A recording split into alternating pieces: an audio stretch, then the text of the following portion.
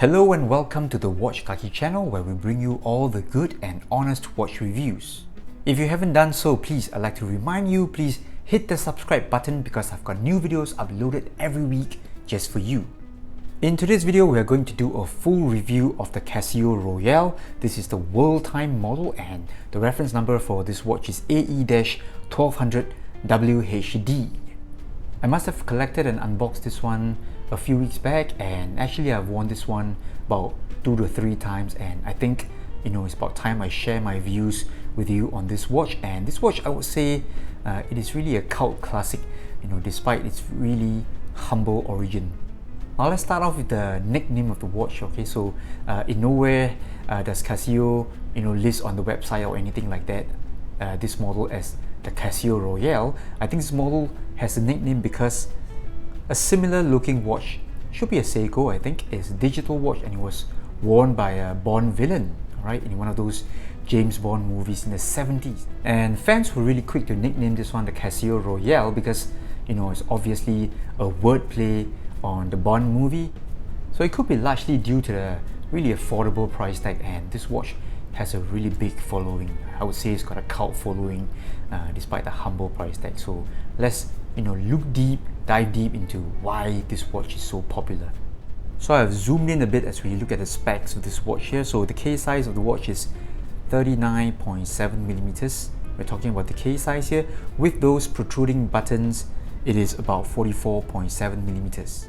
Case thickness is 12.5 millimeters from the base of the case back to the top of the bezel here.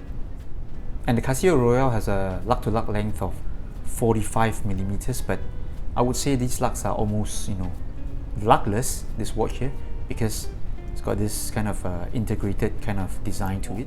So let's look at the details here. It's got a bezel size of about 35.5 millimeters. We're talking about this edge of the black plastic bezel here. And lastly, the crystal size, right, or the screen size. Okay, this is a plastic crystal, obviously. The screen size here is about 29.2 millimeters. And I weigh in this watch at the digital scale. This one here comes in at about 84 grams. That is sized to my wrist of just under 7 inch. So I must have taken about 5 links, I think. And this one here is, really light, and I would say it's really easy to wear. And finally, let's talk about the dimensions of the bracelet here. Bracelet here is stainless steel, and it's got a 18 millimeter lug size. And then the bracelet flares out to about 24. And then finally it tapers dramatically all the way back at the clasp area to only 18 millimeters. And now let's talk about the case design and the build quality of this watch.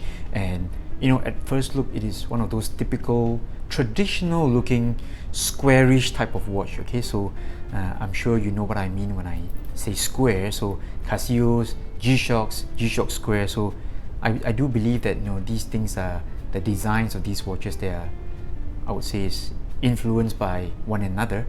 So the watch case is largely made of plastic. Okay, so these parts here, they're just plastic made to look like metal. Okay, obviously spray painted or something like that. You can see over here there's this mold line going on, the molding line or the mold line. And despite wearing only 2 or 3 times, I've already collected a scratch over here on the plastic case. So the case back, as well as these buttons here, I think they are metal. Okay, as is this wonderful low-grade bracelet here. It is also made of metal. It is stainless steel, in fact, but it is folded, as can be seen from all these unsightly bits here. Okay, and I must tell you, alright, so these bracelets, I think they are hit and miss. Okay, sometimes they are easy to size. You put in a pin or a screwdriver, the flathead, something like that, you push out this part here. So I've had another similar type of bracelet which was really easy to size, but this one here was really tough, really difficult. Okay, had a hard time, and I messed up my tools. Alright, so I don't know why these things are so inconsistent. And over here we've also got a really low grade buckle here, or a clasp. Okay, the entire assembly here is folded or stamped. Alright, just very basic stuff here. So overall, the build quality is really nothing to shout about. So you've got these mold lines here, very unsightly, and the bracelet, although stainless steel, it rattles like mad.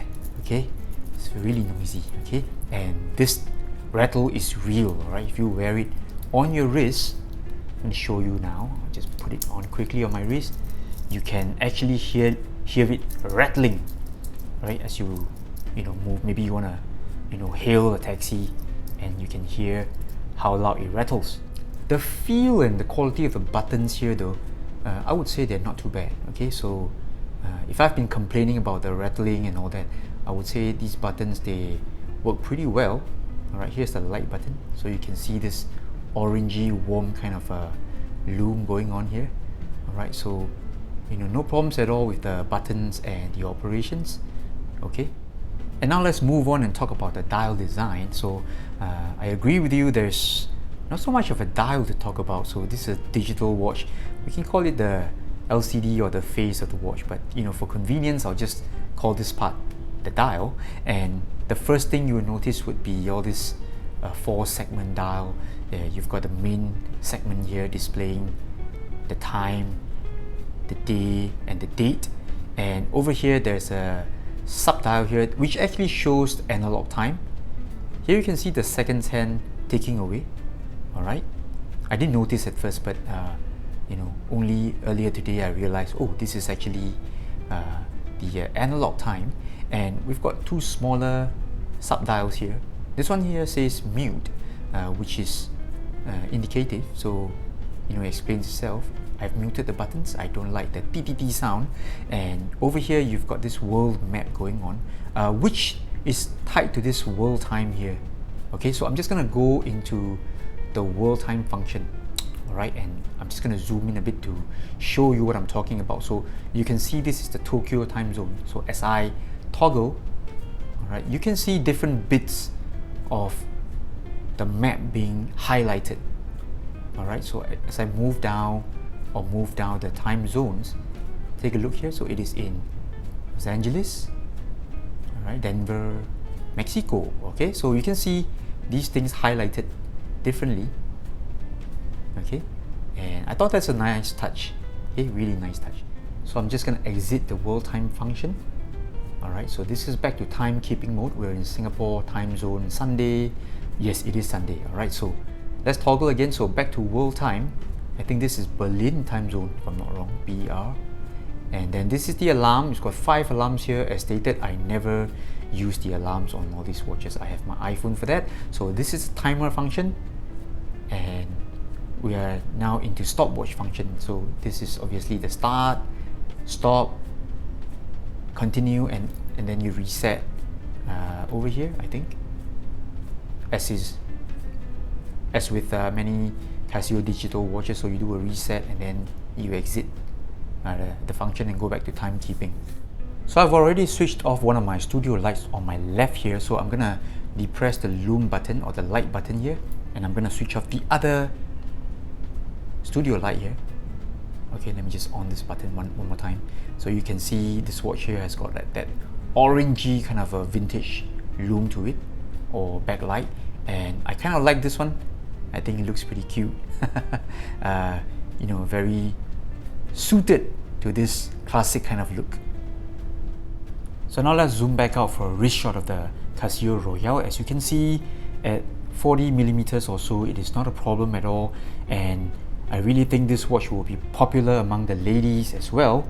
Just take a look here, really short lug to lug length, about 45mm, no problems at all, no unsightly overhang or lug gaps, even for smaller wrists. So like I said, your wife is gonna like this watch. So one more reason for you to purchase the Casio Royale.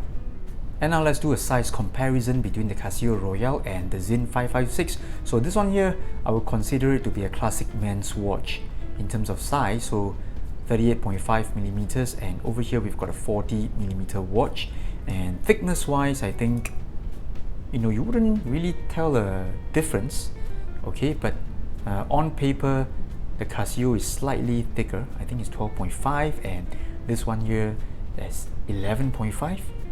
Okay, but you don't really see the difference just using the naked eye. And I would say these two watches, they wear pretty similar, okay, in terms of feel and size when on the wrist. But of course, in terms of weight, there's a really big difference. Okay, this one here is super lightweight, all right, with the thin and folded bracelet and plastic watch case here. So in terms of weight, they are totally different.